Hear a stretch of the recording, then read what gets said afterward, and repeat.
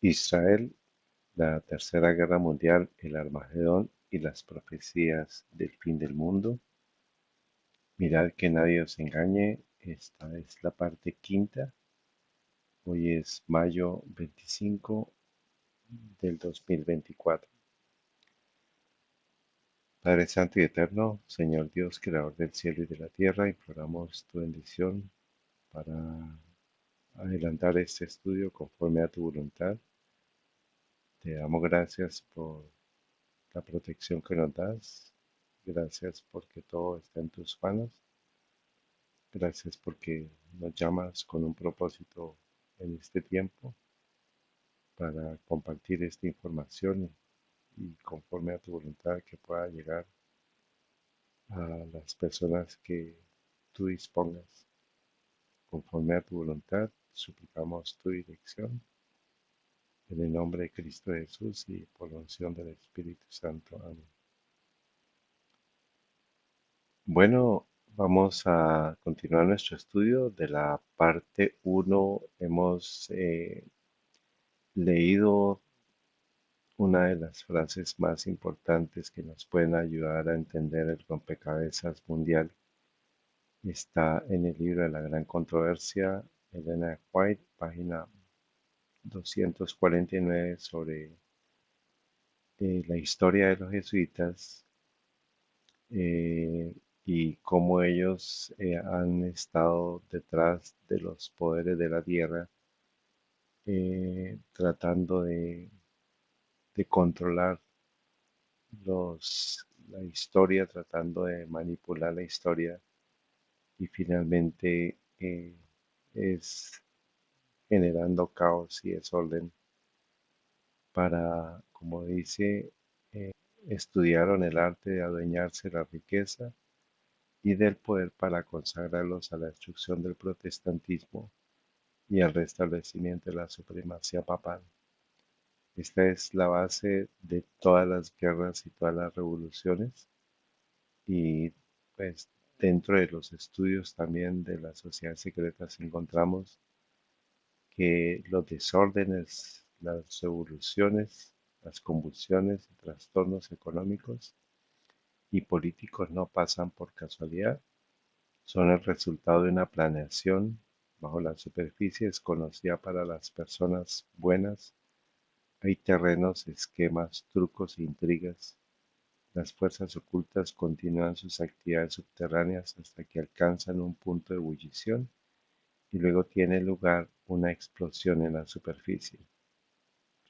Las filas de las personas son atrapadas sin guardia y luego viene un estallido devastador en el cual se pierden vidas, las propiedades son destruidas y el desarrollo humano es retrasado. No es sino hasta que se desata la tormenta que las masas durmientes se despiertan bostezando, revueltas en sí mismas y mirando a su alrededor la carnicería en los restos de los escombros, ya cuando es demasiado tarde para contribuir en los asuntos. La historia está repleta de ejemplos de este tipo y la historia de las revoluciones mundiales está unida a la historia de una filosofía o mejor una enfermedad conocida no como el iluminismo, sino el jesuitismo, porque el iluminismo es controlado por el jesuitismo y el objetivo principal es destruir al cristianismo. Ese es básicamente el resumen de las revoluciones y de las guerras que han sucedido y todas están encaminadas para adueñarse la riqueza y del poder para consagrarlos a la destrucción del protestantismo y al restablecimiento de la supremacía papal. Todo lo que vivió el mundo durante la Edad Media, durante la Inquisición, se volverá a repetir y eso es lo que la profecía dice que volverá a darse. Y el plan de los jesuitas pues es generar caos, guerras, destrucciones con el fin de destruir al verdadero cristianismo, al protestantismo y el restablecimiento de la supremacía papal.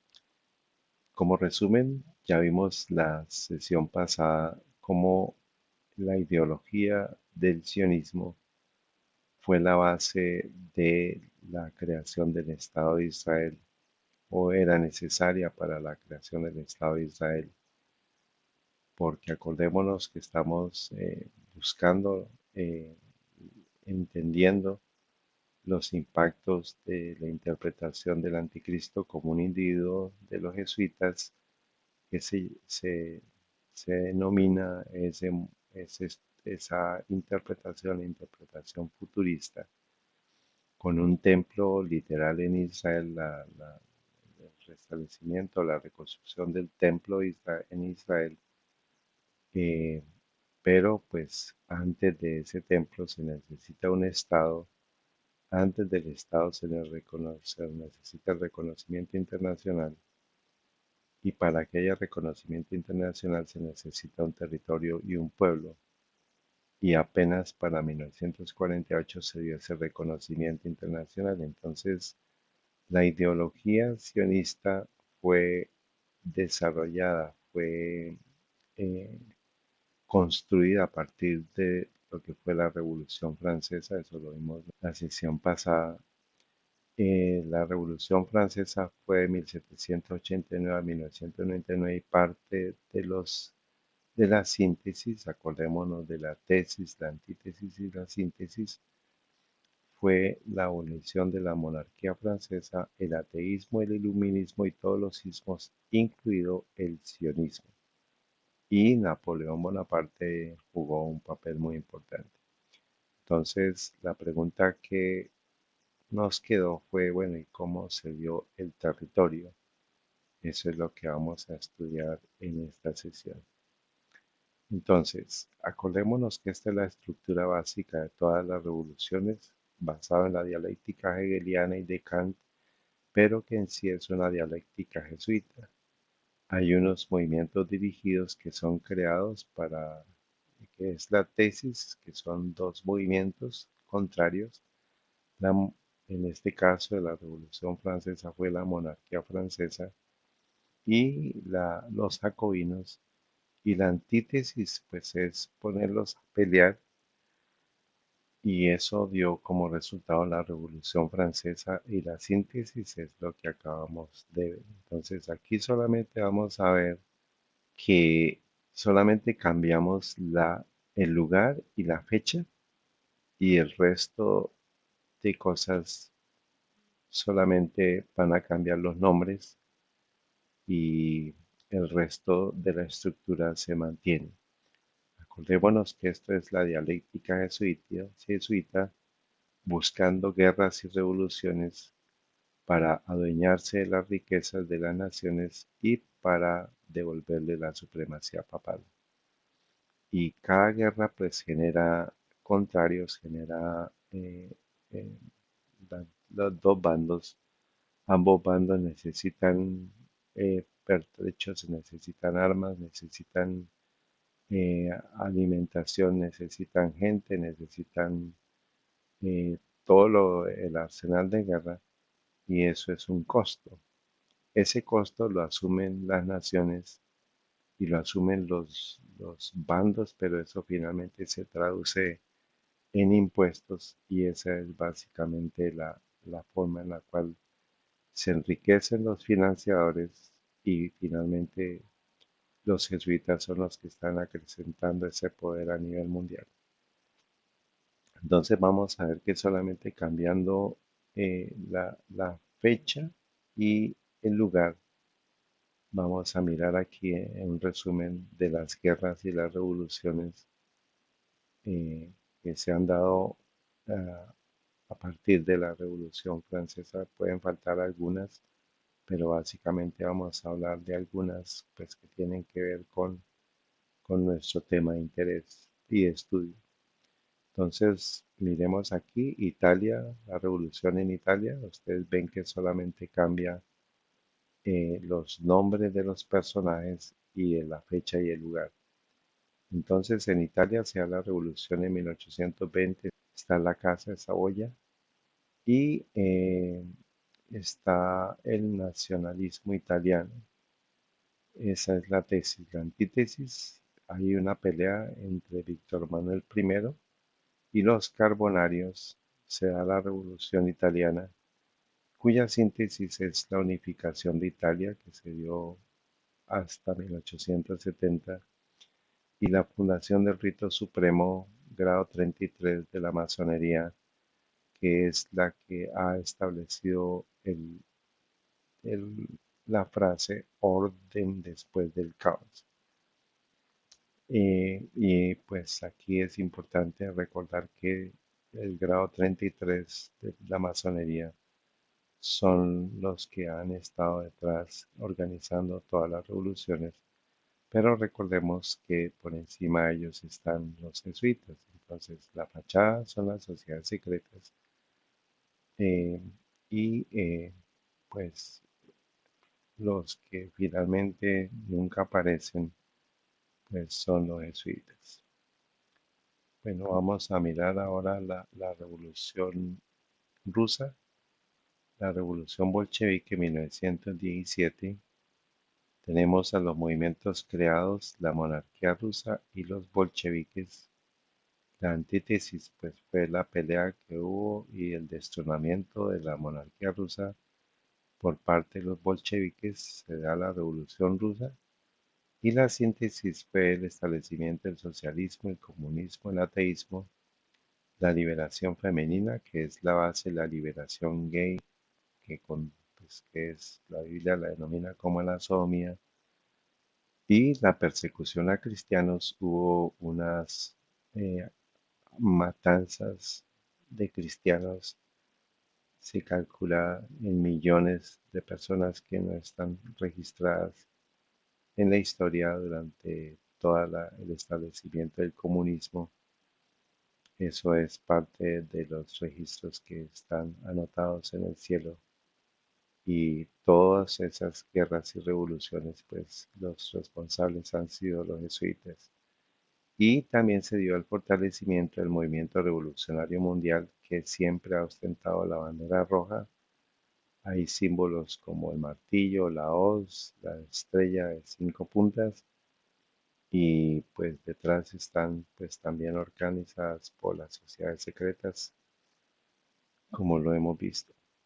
Ahora, la Primera Guerra Mundial va de 1914 a 1918 y fue la lucha basada en la creación de dos potencias, que fue primero la Triple Alianza conformada por el Imperio Alemán, Austria y Hungría, más la participación del Imperio Otomano y Bulgaria, y contra la Triple Entente, que estaba conformada por el Reino Unido, Francia y el Imperio Ruso, más la participación de Italia, Japón y Estados Unidos. Entonces se da la Primera Guerra Mundial y vamos a mirar cuál fue la síntesis de esta guerra. Dice parte de las referencias, y la historia nos dice: en la Gran Guerra lucharon unos 65 millones de soldados, de los que murieron más de uno de cada 8, con un promedio de 6.000 hombres muertos cada día de los 4 años que duró. A consecuencia de esta guerra cayeron 4 imperios: el alemán, el austrohúngaro, el ruso y el otomano, y 3 grandes dinastías: los Hohenzollern, los Habsburgo y los Romanov. Confirmaba el final del absolutismo monárquico en Europa. Se calcula que la guerra produjo aproximadamente 8 millones de muertos. Dice Wikipedia, dice: en el plano político, 4 imperios autoritarios se derrumbaron, lo que transformó profundamente el mapa de Europa rediseñado por el Tratado de Paz de 1919. ¿Cuáles fueron esos imperios? El imperio del zar quedó transformado en la Rusia comunista. El imperio otomano se disolvió dando paso a Turquía. El imperio austrohúngaro fue disuelto, dando paso a los estados de Austria, Hungría, Checoslovaquia y Yugoslavia. Y el imperio alemán finalizó y fue reemplazado por la República de Weimar, que gobernaría sobre una Alemania mermada territorial y económicamente por el pago de las reparaciones de guerra. Recordemos la parte 4 eh, hablábamos de Theodor Herzl, que es el- la fachada de creación del sionismo, pero acordémonos que quien estuvo detrás de ese impulso fue Napoleón, que fue impulsado por los jesuitas con ese propósito.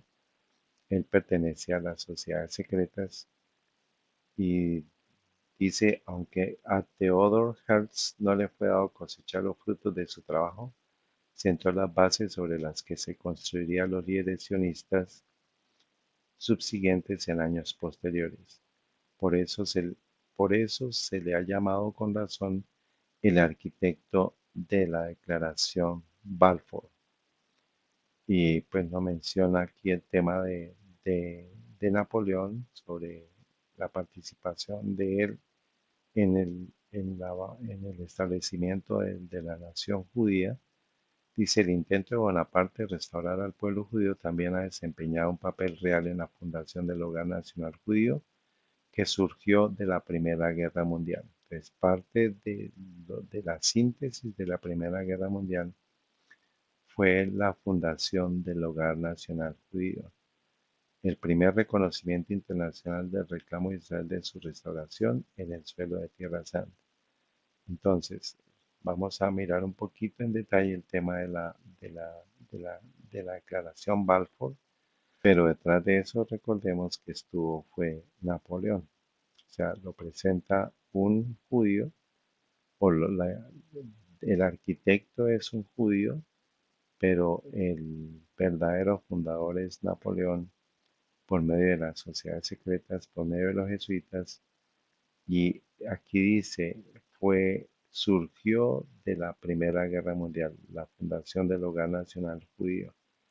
Necesitábamos la ideología que se dio durante la Revolución Francesa y ahora la Primera Guerra Mundial dio el hogar nacional, dio el hogar para la formación del Estado judío.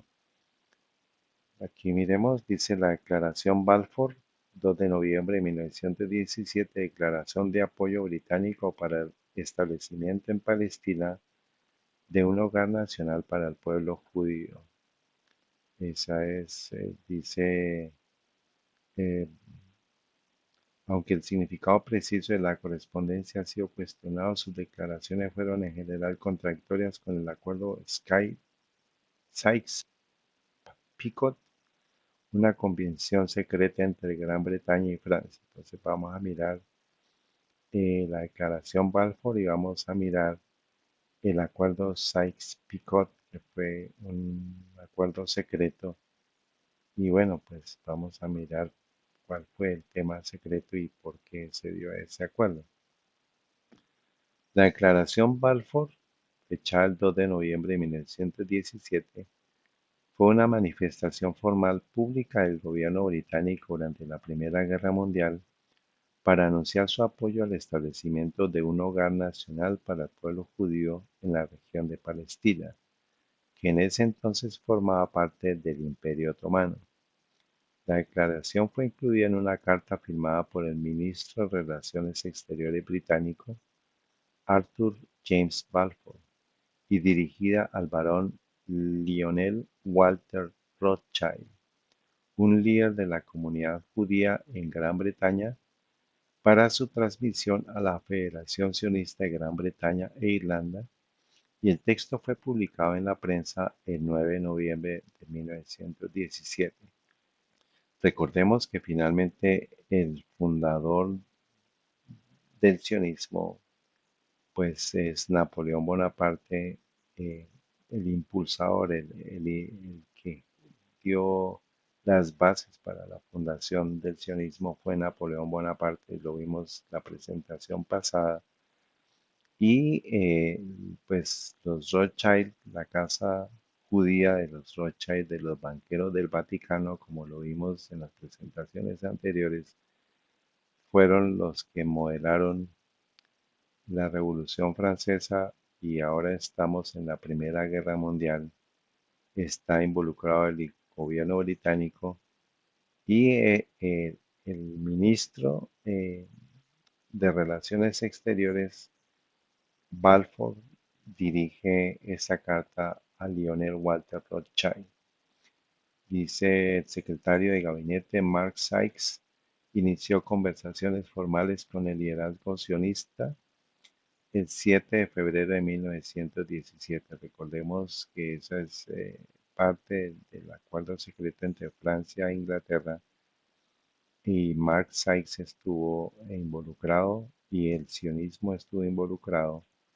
Y Balfour pidió a Rothschild y a Chaim Weizmann que presentaran un proyecto de declaración pública el 19 de junio a la Federación Sionista. Entonces, recordemos la parte 4 que estuvimos estudiando a los Rothschild. Vimos cómo ellos se hicieron dueños de toda la banca en Europa y patrocinaban todas las guerras de ambos bandos.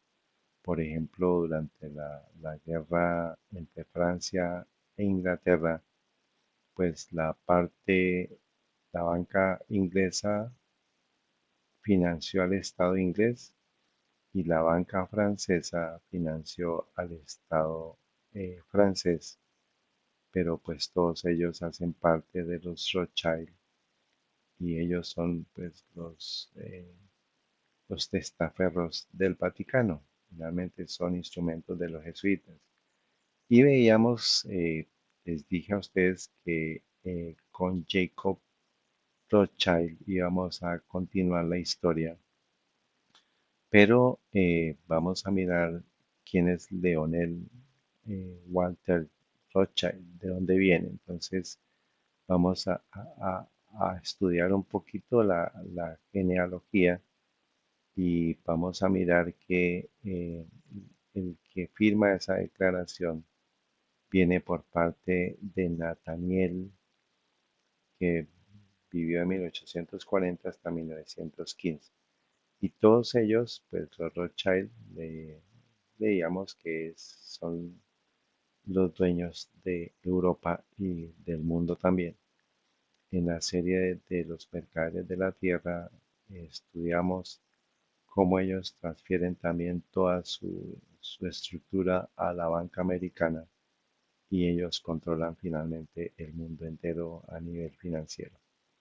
Entonces, la casa de los Rothschild, este es otro diagrama.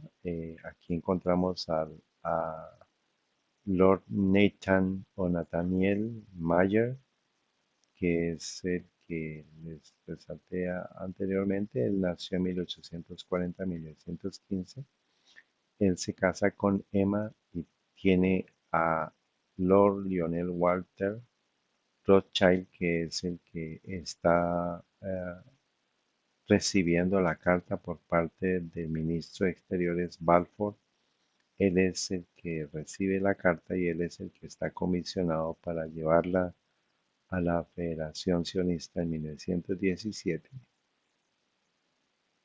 Bueno, más adelante vamos a ir a este cuarto varón, que es el que nos interesa también estudiar, pero por ahora vamos a mirar la carta que recibió Lord Lionel Walter Rothschild eh, de mano o por parte del ministro de Relaciones Exteriores de Gran Bretaña, eh, el señor Balfour.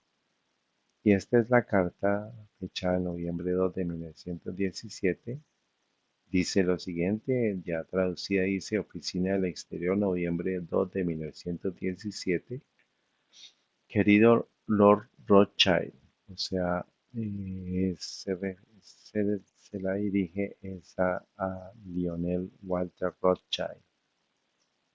Me complace mucho comunicarle en nombre del gobierno de Su Majestad la siguiente declaración de simpatía para las aspiraciones sionistas judías que ha sido presentada y aprobada por el gabinete.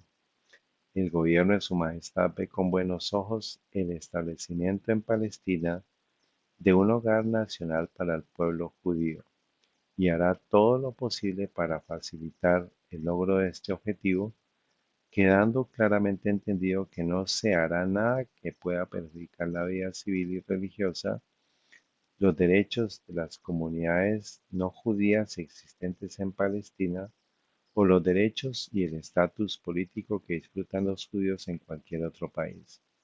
Le agradecería que llevara esta declaración al conocimiento de la Federación Sionista. Tuyo, Arthur James Balfour. Y aquí tenemos pues el sitio donde usted puede encontrar el archivo de esta carta. Y miremos, este es un video en el cual el Lord Rothschild, Jacob Rothschild, él admite que mi familia creó a Israel. Dice el titular del video, Lord Rothschild, el cuarto varón, admite mi familia creó a Israel. Jacob Rothschild dijo en una reciente entrevista que sus antepasados ayudaron a allanar el camino para la creación de Israel, obligando al gobierno británico a firmar la Declaración de Balfour en 1917.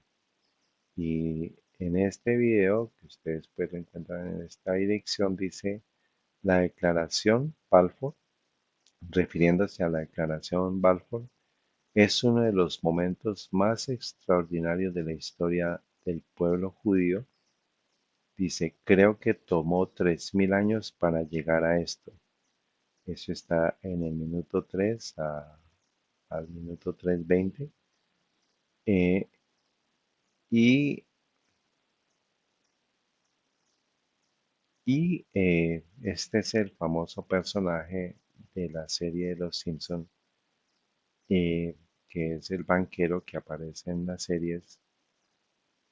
Esta es parece como si fuera tira cómica, pero resulta que esa es la forma burlesca en las cuales ellos se están burlando del mundo, de cómo están controlando la historia, cómo están manipulando los pueblos para generar guerras y revoluciones, finalmente para cumplir los propósitos jesuitas. Y este señor Jacob Rothschild está admitiendo que la Declaración Balfour fue la base para la creación del Estado de Israel, y acordémonos que el sionismo pues fue creado durante o por medio de la Revolución Francesa, y el Estado judío pues no existía. Y acordémonos que está hablando eh, de la historia pasada, o sea, de los 2000 años atrás, y desde el momento en que comienzan todos los procesos, desde Babilonia antigua, desde Babilonia reciente, en la época que fueron llevados cautivos a Babilonia, pues son los cómputos de los 3000 años que habla eh, Lord Rothschild, desde el momento en que está Salomón en su gran auge, en su gran poderío. Pues finalmente también la historia nos confirma que la cábala y todo el ocultismo se derivó desde el tiempo de Salomón. Por eso es que está mencionando los 3000 años. Entonces, la Declaración Balfour es la base para la creación del Estado de Israel. Se obliga al gobierno británico a firmarla. Eso significa que ellos están controlando a Inglaterra, y acordémonos que pues el Imperio Otomano cayó, y este señor es el, el descendiente de la dinastía británica Rothschild, y ellos son los que finalmente están controlando a la banca mundial. Pero pues acordémonos que están las diferentes oficinas, y él pues nace en 1936, él está vivo, y él fue el que admitió de que esa declaración Balfour fue la base para la creación del Estado de Israel y que ellos fueron los creadores del Estado de Israel. Y como vemos, pues aquí los mercaderes de la tierra, que son toda la banca mundial, aquí encontramos, eso ya lo estuvimos estudiando, las 13 líneas de sangre, que es el Consejo de los 13. Uno de ellos es la familia Rothschild, que son los testaferros del Vaticano, y los jesuitas, que están a la cabeza de la cúspide, son el Urim y el Tumim del sistema papal, como el sistema papal, como lo hemos visto. Esa es la forma en la cual ellos han controlado, han creado las guerras y las revoluciones, y por eso pues la gente no entiende, no sabe cuáles son los propósitos de las guerras, pero finalmente toda esta estructura se ha montado para la destrucción del protestantismo y el restablecimiento de la supremacía papal. Dice aquí con relación a lo que fue las consecuencias de la Primera Guerra Mundial, la caída del Imperio Otomano. eh, Dice, durante la Primera Guerra Mundial el gobierno otomano también tuvo dificultades en el frente interno. Habla de un genocidio armenio, sucedió en el Imperio Otomano, ya en Turquía. De esto no se habla mucho, pero bueno, es un tema de estudio para afirmar que ese genocidio, muchos cristianos murieron. Dice, esta opinión es refutada por el gobierno turco, pues diciendo que, pues, que no hubo un genocidio, que sostiene que la mayoría de las mortalidades armenias fueron el resultado de condiciones que tuvieron efecto sobre las bajas de la Primera Guerra Mundial y la guerra civil en las raíces históricas de la región, que presionó a las migraciones de las poblaciones armenias y musulmanas atrás y hacia adelante dentro de la zona de guerra. Entonces dice el armisticio el 30 de octubre de 1918, los conflictos armados terminaron con el armisticio de Mudros. Los años de la Primera Guerra Mundial fueron un desastre para el Imperio Otomano. La pérdida del territorio era enorme, así como en las vidas humanas. Entonces, el- durante la Primera Guerra Mundial, por la caída del Imperio Otomano, se da la pérdida de territorio que controlaba el Imperio Otomano. El armisticio de Mudros. El armisticio de Mudros fue un armisticio alcanzado entre el Imperio Otomano y los aliados a finales de la Primera Guerra Mundial y la partición del Imperio Otomano. Fue firmada en el puerto de Mudros el 30 de octubre de 1918. Esta suspensión de las hostilidades puso fin a la guerra en el Oriente Próximo y obligaba a los otomanos a abandonar todo el imperio, salvo Anatolia, y a ordenar la rendición de todas sus guarniciones en diferentes partes. Entonces, aquí la consecuencia de la Primera Guerra Mundial fue la caída del Imperio Otomano y la entrega de todo su territorio. Ahora, la partición de la torta ya estaba planeada unos años atrás, y aquí aparece el señor Sykes. Dice, el acuerdo Sykes-Picot, conocido oficialmente como el Acuerdo de Asia Menor, fue un acuerdo secreto entre el Reino de Gran Bretaña e Irlanda y la Tercera República Francesa para definir las propuestas esferas de influencia y control de los dos países en el Próximo Oriente en el caso de que la Triple Entente obtuviera la victoria en contra del Imperio Otomano en la Primera Guerra Mundial. Las negociaciones se desarrollaron entre noviembre de 1915 y marzo de 1916.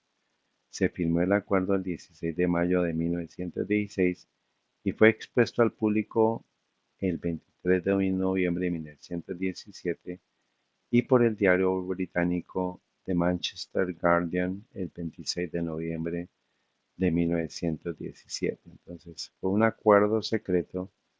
Ya la Triple Entente estaba planeado que ganara y el Imperio Otomano cae y ya estaba determinada la repartición de esa región, de cómo iban a repartirse la torta. ¿M? Entonces aquí vemos en Wikipedia está el mapa de la partición del Imperio Otomano, geografía del acuerdo Sykes-Picot, que fue básicamente lo que ya se ha acordado 4 años atrás, antes de que se terminara la guerra. Y aquí vemos la repartición de la torta, la ocupación francesa, la ocupación británica, la ocupación rusa, la zona A, protectorado francés, la zona B, protectorado británico y la zona internacional. Entonces vamos a hacer una ampliación de esta partecita y miremos aquí cómo está conformada. Entonces, toda la región que hoy corresponde a Israel se controló por parte de una zona internacional, pero pues el protectorado británico estaba aquí en esta zona, alrededor de todo esto era protectorado británico y ellos fueron los que establecieron la declaración Balfour. Entonces, la Primera Guerra Mundial se da, cae el Imperio Otomano, se da la ocupación del territorio del futuro Estado de Israel por parte del gobierno británico, se da una zona internacional, pero pues aquí estaba la ocupación británica eh, y toda esta zona pues fue controlada finalmente por el Imperio Británico. Eh, Esta zona es la base de la tierra que se conformó para la creación del Estado de Israel.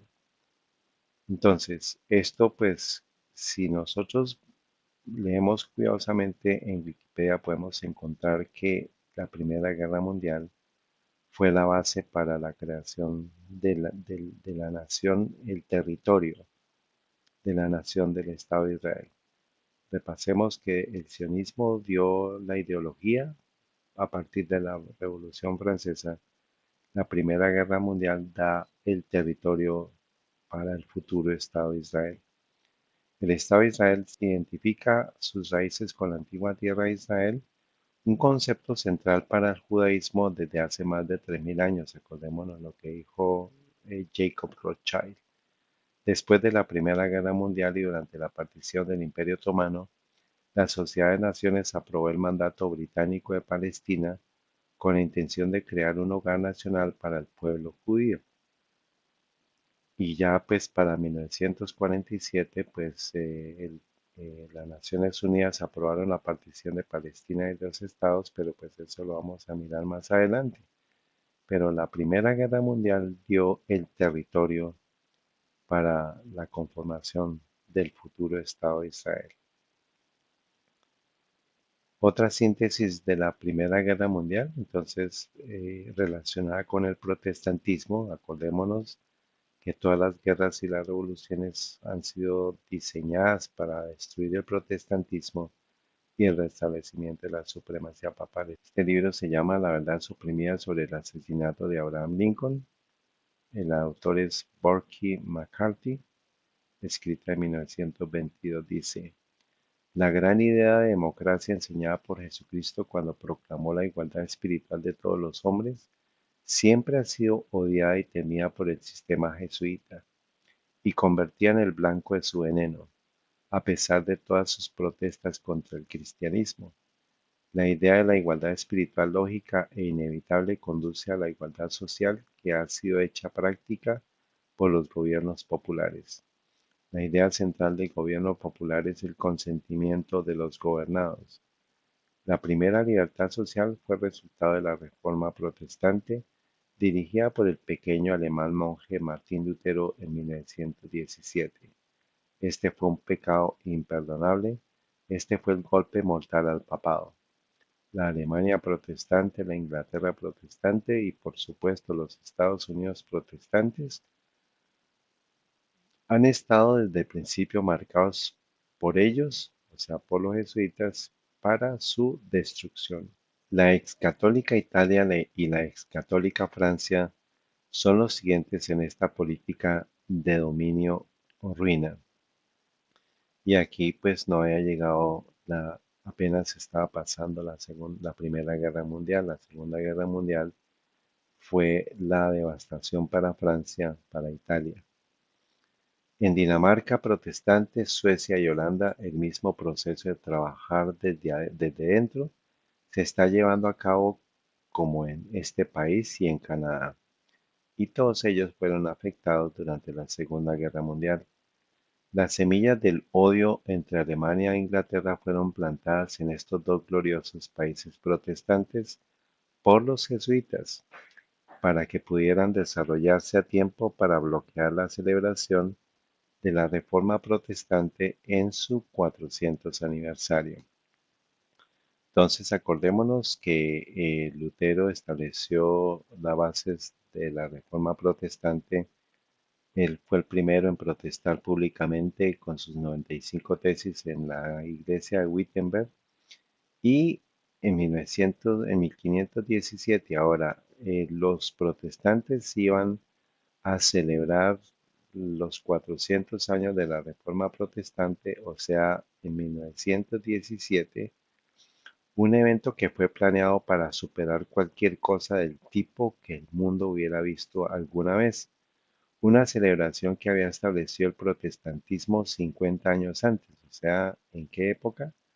En 1867, o sea, desde 1867 los protestantes a nivel mundial estaban preparando una celebración a nivel mundial de los 400 años de la Reforma.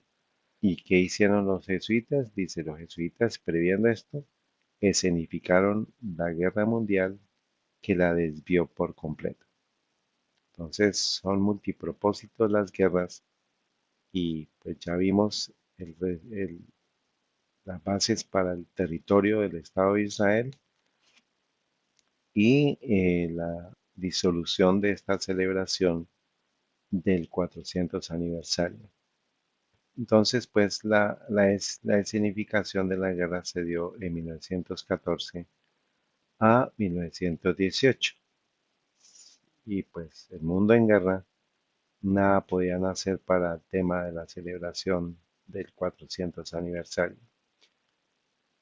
Entonces, como síntesis de la Primera Guerra Mundial, aquí solamente dimos la base de dos de los elementos de la síntesis, pero pues para efecto de todo lo que para cada uno de estos está la confirmación, el estudio, eh, pues a nivel personal lo tengo para cada uno de estos aspectos. La disolución de cuatro imperios, el ruso, el otomano, el austrohúngaro y alemán, que ya lo vimos. La creación de la Liga de la Sociedad de las Naciones, que fue la base para las Naciones Unidas. La estrella de Venus, pues eso es un estudio adicional.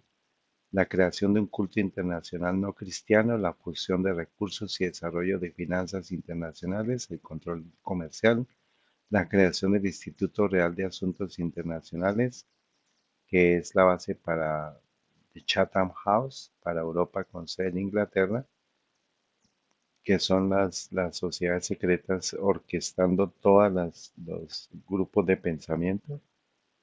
eh, la creación del Concilio de Relaciones Exteriores, o sea, el Consejo para las Relaciones Exteriores para América con sede en Estados Unidos, y los que nos interesan con relación al del estudio actual que nos compete es la expropiación del territorio de Palestina para la creación del futuro Estado judío y el bloqueo de la celebración de la Reforma Protestante en su 400 aniversario.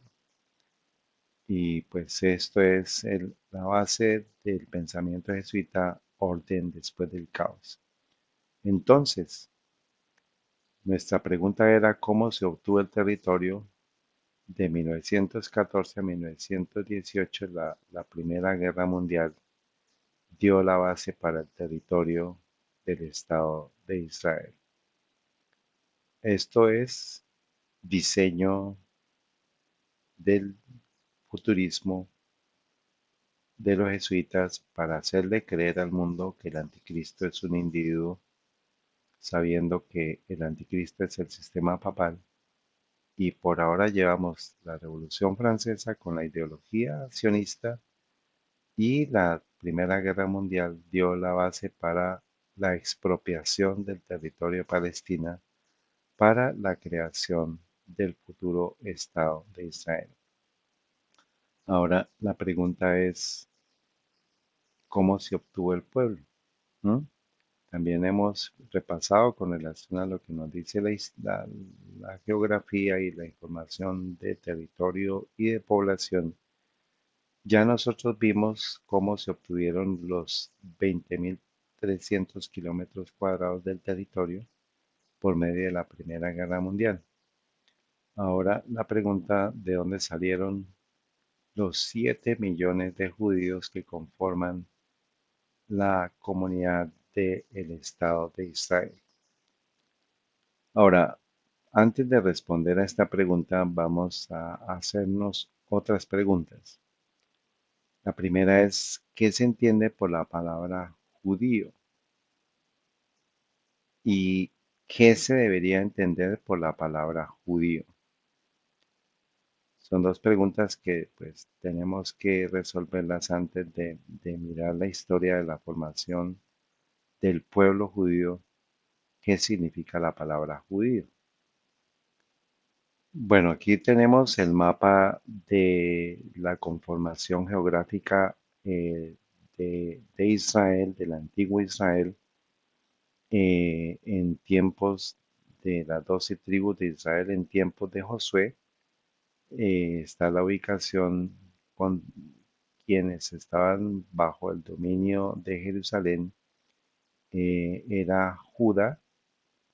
Aquí tenemos pues la región de Judá. Y en tiempos de David se partió Israel en dos. El reino de Israel, que pues lo conformaban eh, 10 tribus, y el reino de Judá, que lo conformaban dos tribus, y una de ellas, y Jerusalén, pues estaba haciendo, eh, hacía parte del territorio del reino de Judá.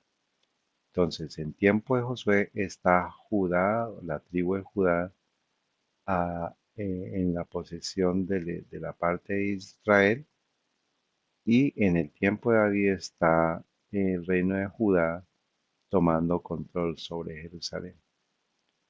Entonces, la palabra Judá viene de Judea, que era en la región donde estaba asentado el reino de Judá en tiempo de David, y en tiempo de Josué también pues era esta región. Y dice los 12 hijos de Jacob, que finalmente se llamó después Israel. eh, Bíblicamente a Jacob se le cambia el nombre. Jacob es engañador e Israel significa quien ha luchado con Dios. Desde esa época se viene el nombre a, de Israel, derivado de Jacob. ¿Y cuáles son los 12 hijos? Rubén, Simeón, Leví, Judá, Dan, Neftalí, Gad, Aser, Isaacar, Zabulón, José y Benjamín. Entonces, Judá, que es la tribu de Judá, uno de los hijos de Jacob, se asienta en esta región por mandato de Dios y por establecimiento de lo que fue la distribución de las tierras. Judá es el descendiente de Jacob, y finalmente después viene a ser el reino de Judá, y es la región que finalmente termina siendo llamada Judea, pero tiene una connotación geográfica a partir de la tribu de Judá. Entonces, la primera referencia bíblica de la palabra judío en el Antiguo Testamento la encontramos en Segunda de Reyes, capítulo 16, versículo 6. Dice, en aquel tiempo, Resín, rey de Siria, restituyó Elad a Siria y echó a los judíos de Elad, y los sirios vinieron a Elad y habitaron allí hasta hoy. Y la palabra judío viene del hebreo H3064 según la concordancia de Strong, y traduce lo siguiente, significa lo siguiente: un judeíta o un descendiente de Judá. Y viene del H3063, y el H3063 dice: el nombre de los 5 hijos de Israel, también de la tribu descendiente de este y de su territorio, Judá. O sea que es asociado con un territorio. Judío tiene que ver con Judá, o un descendiente de Judá, o un judeíta. Ahora, la primera referencia a la palabra judío en el Nuevo Testamento, Juan 4:22 dice: vosotros sabréis lo que no sabéis, nosotros sabremos lo que sabemos, porque la salvación viene de los judíos.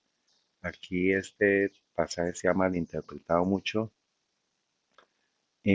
basado precisamente en el tema de los judíos, y aquí tenemos que empezar a identificar qué significa la palabra judío, que en el Antiguo Testamento estaba la connotación que era algo geográfico, al igual que en el Nuevo Testamento.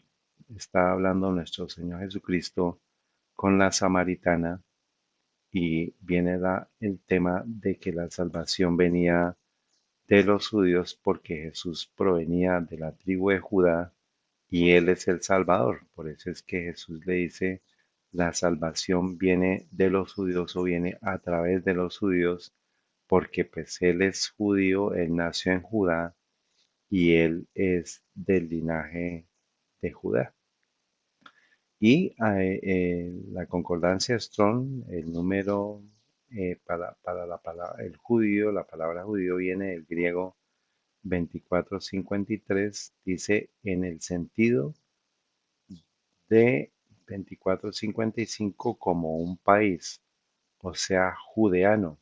Esto es que pertenece a Judá o judío, y viene de dos términos, del G2448 y del G2455. El G2448 dice Judá, una parte o lugar en Palestina.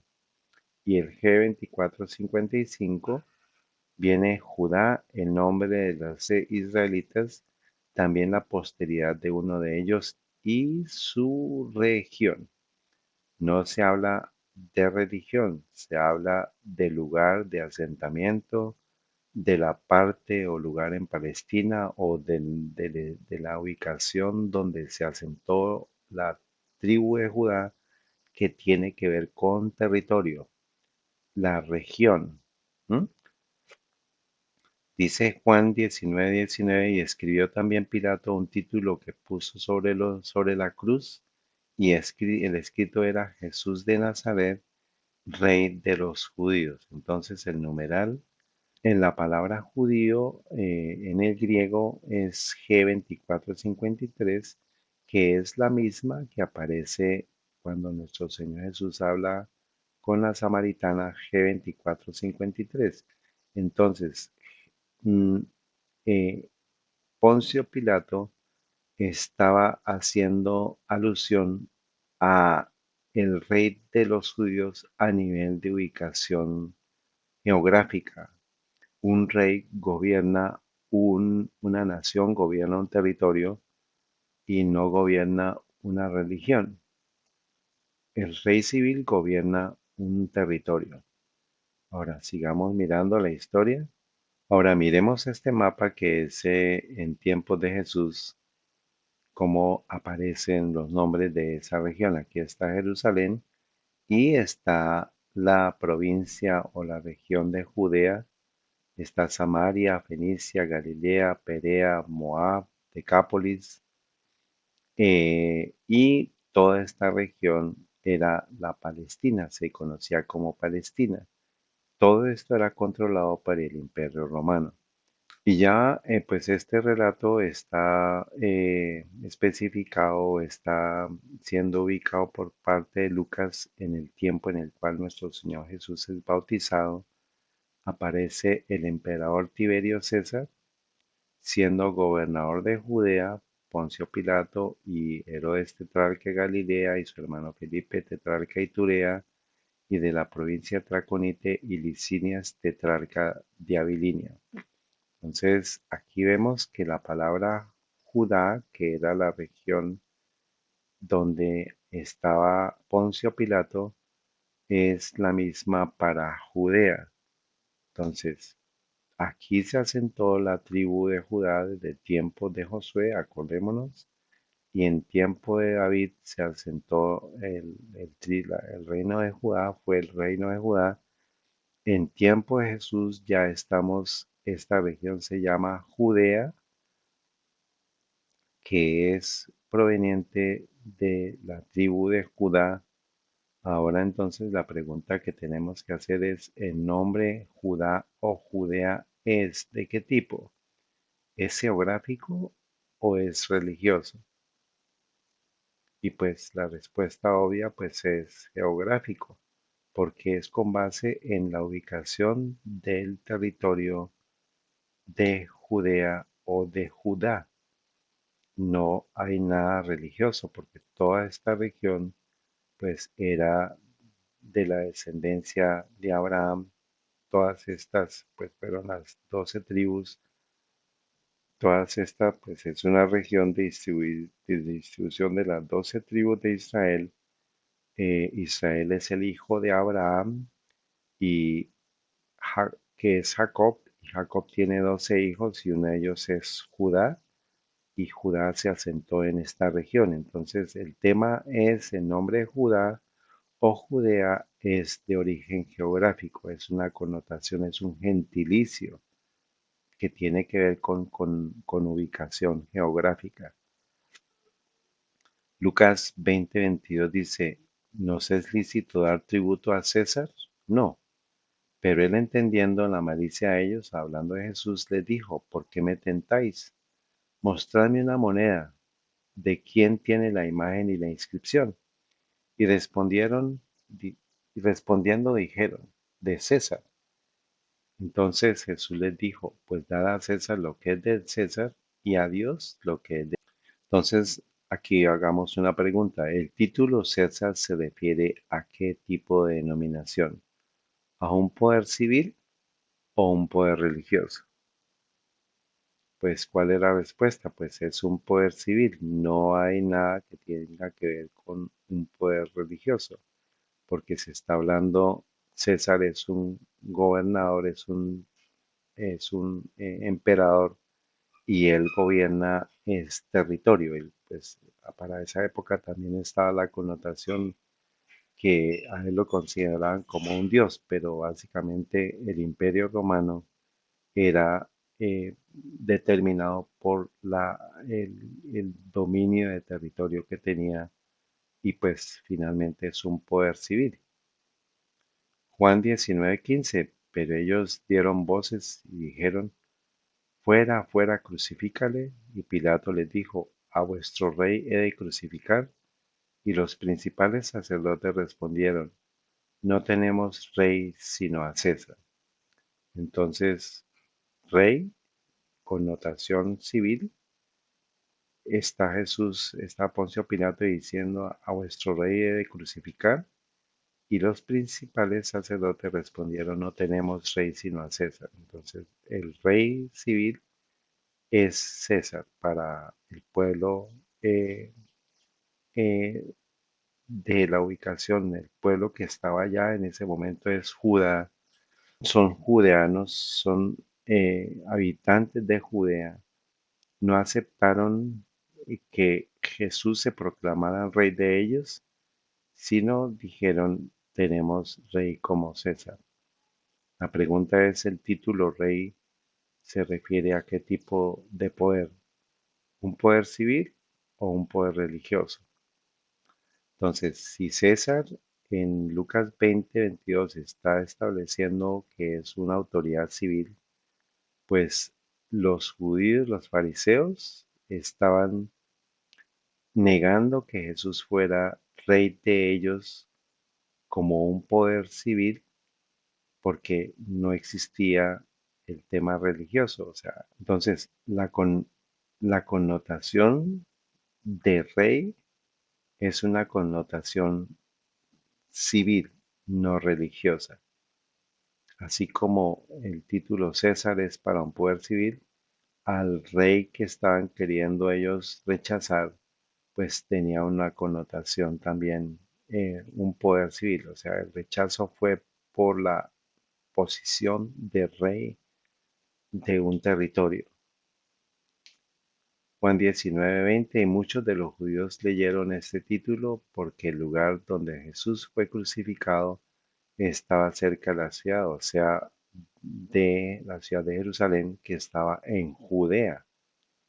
Y estaba escrito en hebreo y en griego y en latín, y los principales sacerdotes de los judíos dijeron a Pilato, o sea, de los habitantes de Judea, y le dijeron a Pilato, no escribas el rey de los judíos, sino que él dijo, yo soy rey de los judíos.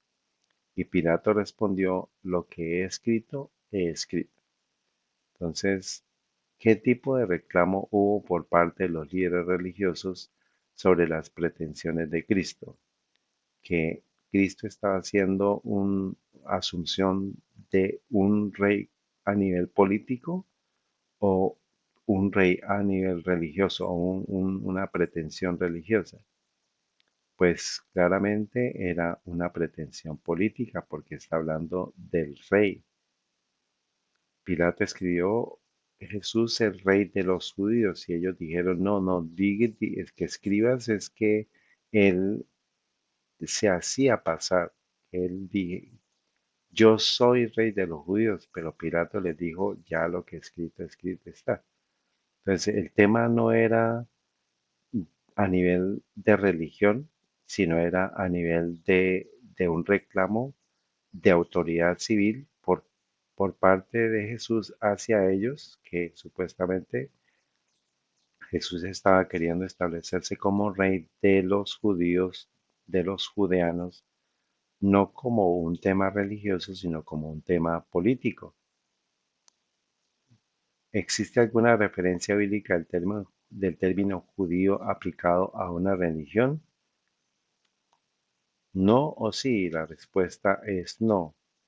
Todos los términos de la palabra judío tienen que ver con Judea, con Judá, mas no con un establecimiento de una nueva religión o de una religión aparte, porque pues Poncio Pilato, pues él era un gobernador de origen político y por eso los fariseos se refieren con todo el conflicto a declarar a Jesús como alguien que se quería usurpar el poder civil de César y por eso recurren a Poncio Pilato como eh, una entidad civil porque Jesús estaba queriendo hacer una usurpación, según ellos, de la parte de la autoridad civil del emperador.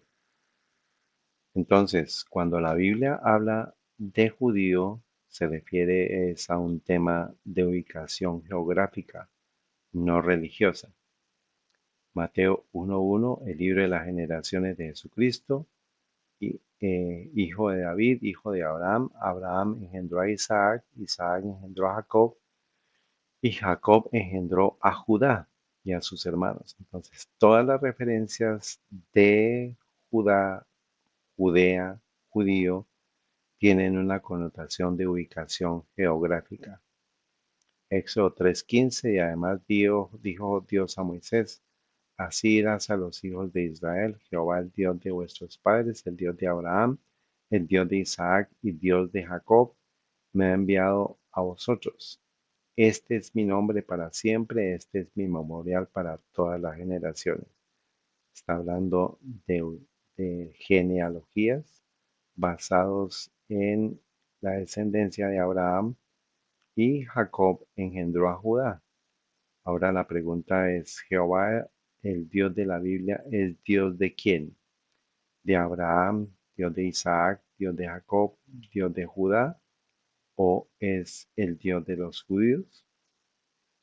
No, pues la descendencia y lo que nos dice la Biblia misma es que Dios es el Dios de Abraham, Dios de Isaac, Dios de Jacob, Dios de Judá y de toda la descendencia de los que finalmente vinieron a formar parte hasta el tiempo de Jesús, porque Jesús hace parte de la genealogía que se asentó en esa región, en la región de Judá, porque de allá viene la tribu de Judá, se asentó en esa región como lo vimos y no tiene que ver con connotación religiosa, sino con una connotación de ubicación, de genealogía y de asentamiento en el lugar de ubicación geográfica. Entonces, miremos algo de los escritos originales en griego, como lo vimos, la palabra G2453, Juan 19:19, y escribió también Pilato un título que puso sobre la cruz, y el escrito era Jesús de Nazaret, el Rey de los Judíos. Entonces, hice una pequeña investigación con relación a esa palabra, y miramos aquí en el Nuevo Testamento, aquí está la referencia para que usted la busque.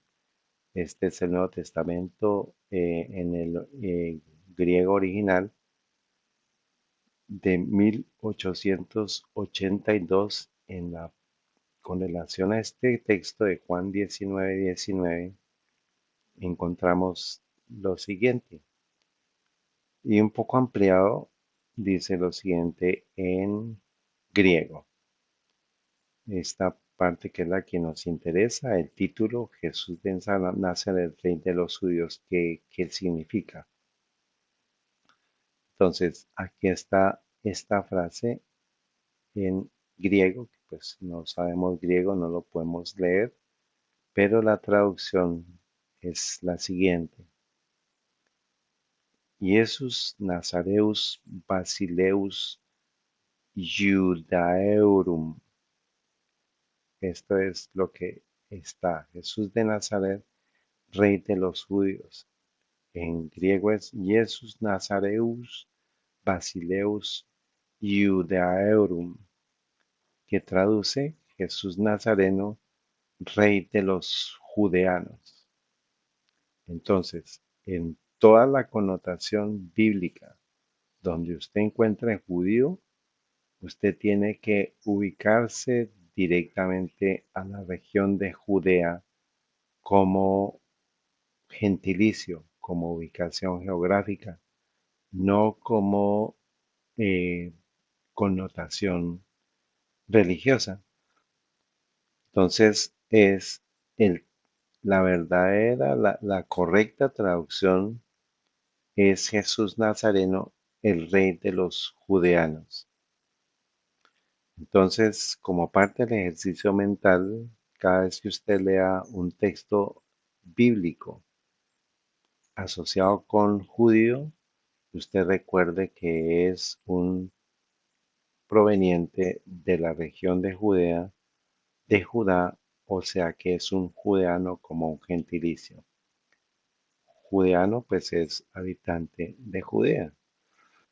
Por eso es que le reclamaron a Poncio Pilato, que los fariseos le dijeron, no, no, no, que se llamaba, que decía ser yo soy el rey de los judíos, o sea, el rey de los judeanos, pero no a partir de una connotación religiosa, sino una connotación política, una ubicación geográfica. Entonces, el verdadero sentido es que esto debe tener una connotación geográfica o religiosa. Pues es una connotación geográfica. Recuerde por favor esto porque es muy importante para que usted no se deje engañar. La palabra judío tiene una connotación en la palabra de Dios como algo que tiene que ver con connotación geográfica, o sea, es un gentilicio, no es un tema religioso.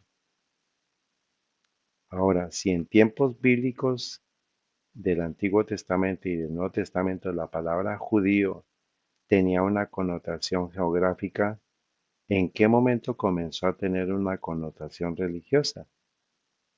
Eso es algo que tenemos que entonces averiguar. ¿Por qué nosotros en este momento a cualquier persona que tenga el título de judío está asociado con un tema religioso y por qué no con una connotación geográfica?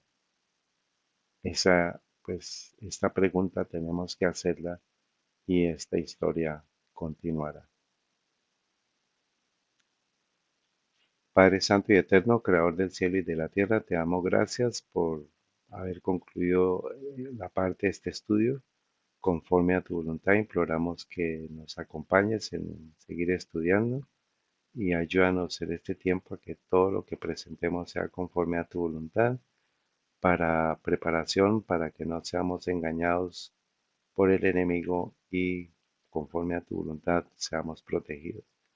Como dijo nuestro Señor Jesucristo como advertencia, mirad que nadie os engañe.